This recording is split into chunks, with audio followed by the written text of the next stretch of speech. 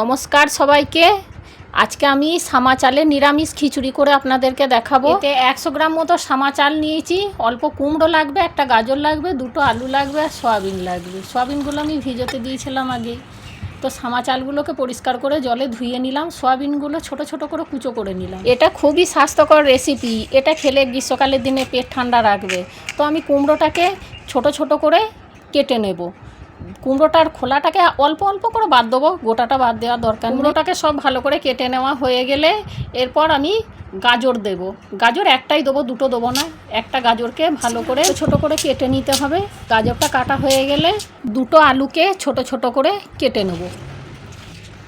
এবার মিক্সির বাটির মধ্যে একটা টমেটো, একটু আদা, 4টে কাঁচা লঙ্কা আর অল্প জিরে দিয়ে ভালো করে পেস্ট করে নিয়েছি। এবার আমি কড়াইটা গরম করে নিয়ে শুকনো কড়ার মধ্যে 100 মতো মুগ ডাল ভালো করে নেড়ে চেড়ে নিলাম। মুগ ডালের কাঁচা ভাগটা কেটে গেলে দেখবেন একটা সুন্দর গন্ধ বেরোচ্ছে।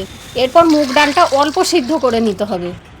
এবার কড়াইতে আমি সরষের তেল গরম করব, দিয়ে যে কেটে রাখা সবজিগুলো ছিল সেগুলো পরিষ্কার করে ধুয়ে রেখেছিলাম, সেগুলোকে আমি ভালো করে ভেজে নেব। এর মধ্যে নুন হলুদ দেওয়ার কোনো দরকার নেই, নুন দিতে গেলেই ওটা জল ছেড়ে যাবে, ভালো ভাজা হবে না। তো আমার ভালো করে ভাজা হয়ে গেছে দেখতে পাচ্ছেন।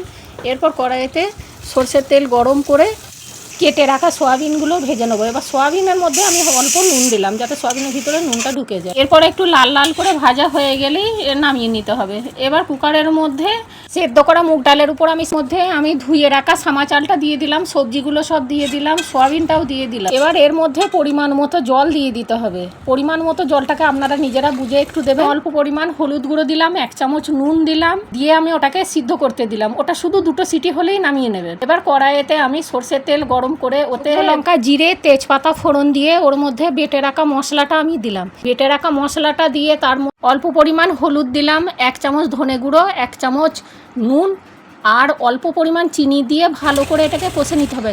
এগুলিকে অল্প করে কষে নিতে হবে। এবার কুকারের মধ্যে যে সামা চালটা সিদ্ধ করা ছিল তার মধ্যে ওই ভেজে রাখা মশলাটা দিয়ে দিতে হবে। ভেজে রাখা মশলাটাকে দিয়ে অল্প গরম মশলার গুঁড়ো, অল্প ভাজা মশলা এবং কাসুরি মেথি দিয়ে আমি ওটাকে ভালো করে আরেকবার ফুটিয়ে নেবো। আমি আমার রান্নার মধ্যে কোনো লঙ্কার গুঁড়ো বা কাশ্মীরি লঙ্কার গুঁড়ো ব্যবহার করি। এটা আপনারা যে কোনো দিন উপোস করলে নিরামিষভাবে বানিয়ে খেতে পারেন।